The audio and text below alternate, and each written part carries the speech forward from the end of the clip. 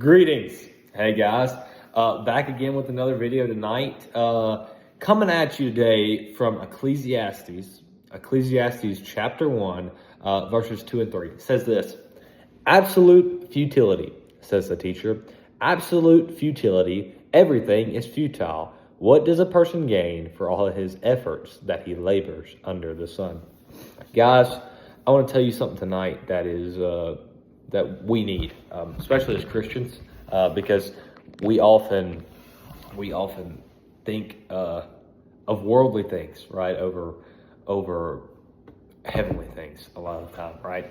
Solomon here, like Ecclesiastes, wrote towards the end of his life. He was pessimistic. He had a lot of knowledge, though, right? He had a lot of knowledge, and he had lived a long life, and he had knew what life was and what had happened to you, what happens whenever you go through life.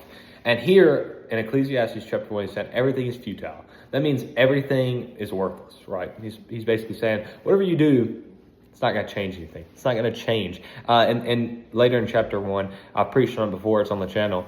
But later in chapter 1, he goes on and he's talking about how, futile life is because it can't change this, and this. And basically, when you read the whole book of Ecclesiastes, Solomon works around this point of life being futile, and towards the end, he tells you how life isn't futile, how you make life not futile. And he says by trusting in God, right? It's the last chapter of Ecclesiastes. He says that basically a person who puts his faith in God, who lives for God, he makes his life whole, basically. So guys, I want to tell you this. Whatever you do, earthly, is futile.